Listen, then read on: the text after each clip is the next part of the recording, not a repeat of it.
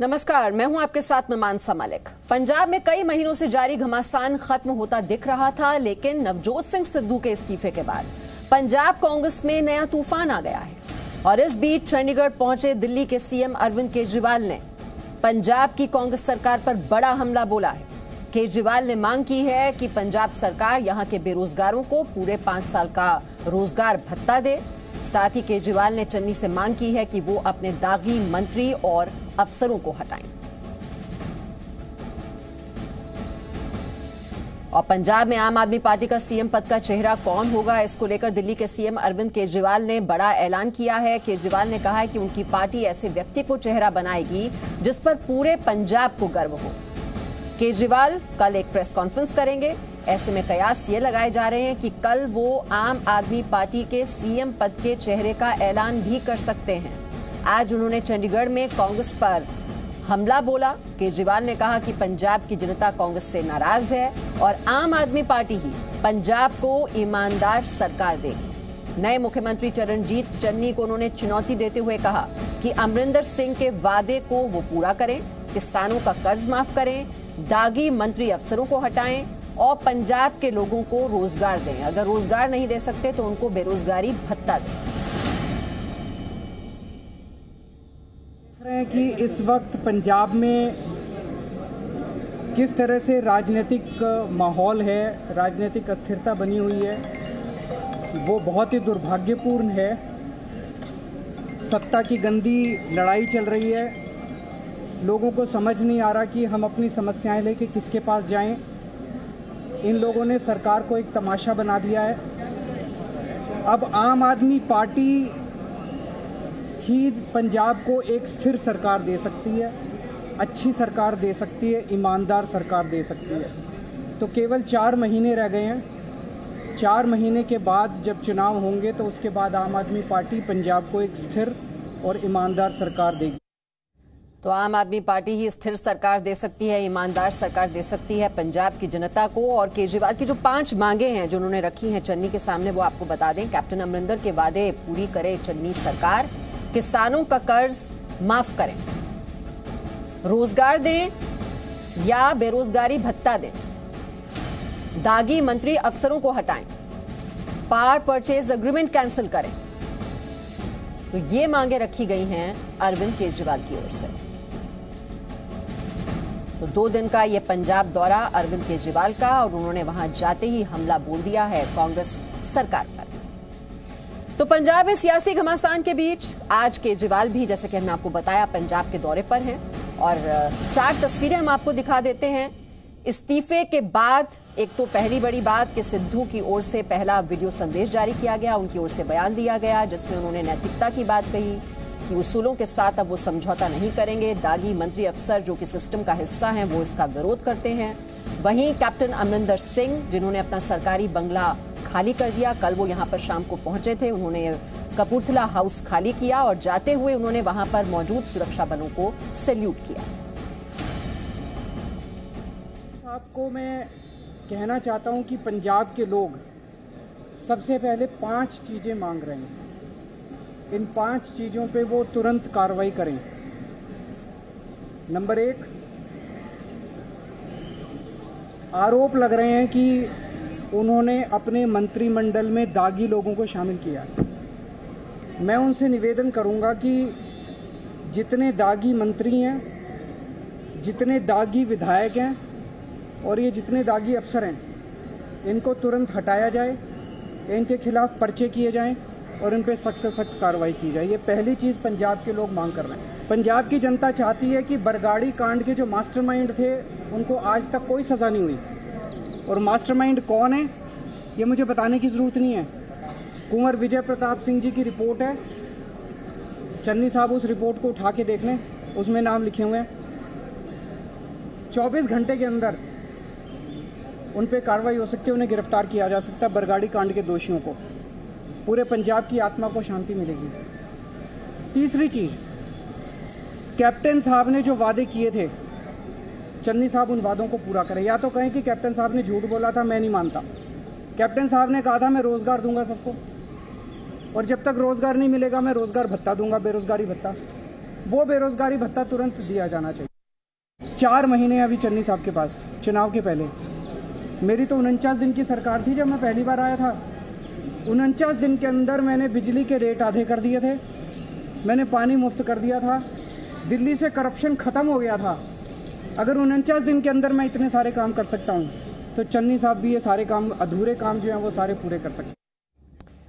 तो पंजाब कांग्रेस में कल है और देख रहे हैं आप किस तरह से जो विपक्षी दल हैं उन्होंने हमला बोल दिया है कांग्रेस सरकार पर और 5 मांगे भी रख दी गई हैं। इस्तीफे के बाद बयान जारी किया है नवजोत सिंह सिद्धू ने, जिसमें वो नैतिकता की बात कह रहे हैं कि उसूलों के साथ वो समझौता करने के लिए तैयार नहीं हैं।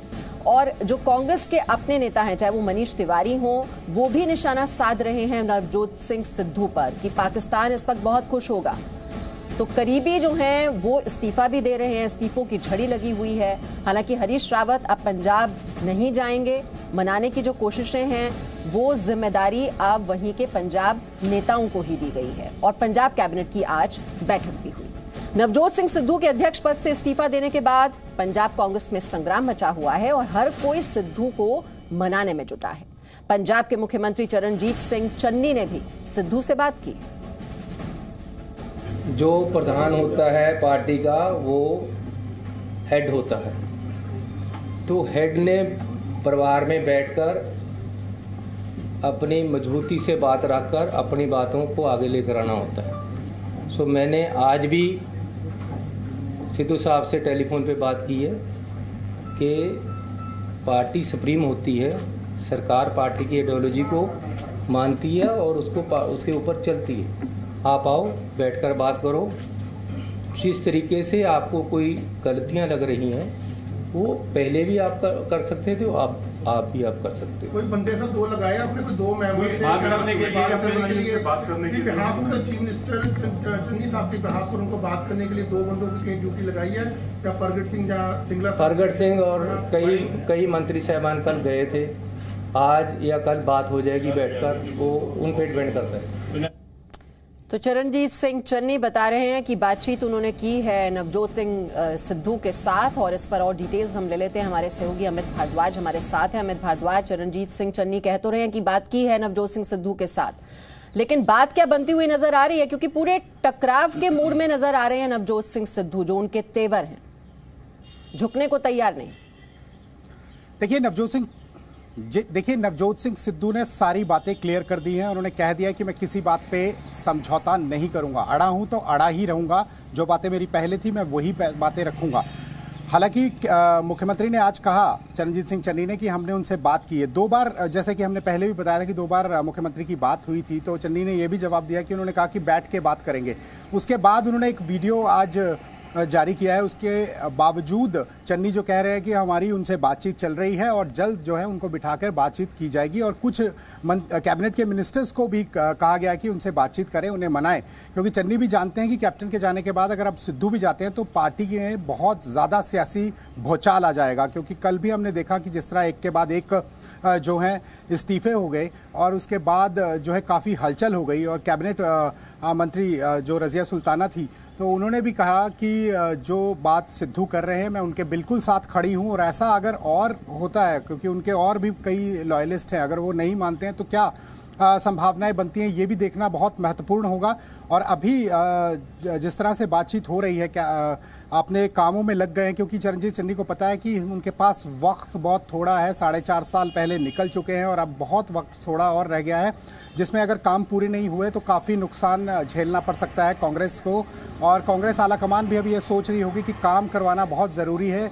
चन्नी को उसी स्पीड पे लगाया गया, जैसे आज बिजली के बिल की बात थी कि जो पिछले बकाया बिल हैं वो सारे, ये 1200 करोड़ से भी ऊपर का खर्चा है जो अब पंजाब सरकार उठाएगी। पहले ही कर्ज में चल रही है, अब फिर लेकिन अमित, जो बातें यहाँ पर नवजोत सिंह सिद्धू कह रहे हैं, अगर वो बातें मान ली जाती हैं जिस तरह से वो अड़े हुए हैं, तो क्या ये एक और एम्बैरेसमेंट नहीं होगी पार्टी के लिए? क्या वो बैकफुट पर नजर नहीं आएगी और क्या पार्टी इस तरह का रिस्क लेगी? देखिए, जिस तरह से उनको मनाने की कवायद चल रही है उसमें लग रहा है कि पार्टी ये चाहती है कि वो पार्टी से जुड़े रहें। अब क्या समझौता करती है पार्टी, क्योंकि जब आप पब्लिक डीलिंग में जाते हैं या लोगों के साथ मिलकर काम करते हैं तो आपको समझौते करने पड़ते हैं, क्योंकि उनकी बात सुननी पड़ती है। अगर पार्टी ये सोचती है, पार्टी के एडवाइजर्स क्या सोचते हैं, पार्टी को जो सलाह दे रहे हैं वो सलाहकार क्या सोचते हैं, ये महत्वपूर्ण होगा कि पार्टी में अभी जिस तरह का खलबली मची हुई है, जिस तरह की हलचल है, और पार्टी में जिस तरह कल जो है इस्तीफे हुए नवजोत सिंह सिद्धू के इस्तीफे के बाद, कि कहीं ऐसे और इस्तीफे ना हो जाए, इसको देखते हुए कोई रिस्क ना लेना चाहे तो उनको सिद्धू को मनाना ही पड़ेगा। कैप्टन अभी जा चुके हैं, कैप्टन बड़ा नुकसान कर सकते हैं उनका, ये उनको भी मालूम है, क्योंकि कैप्टन ने भी पार्टी नहीं छोड़ी है, सिद्धू ने भी पार्टी नहीं छोड़ी है, सिर्फ पद से त्याग दिया है।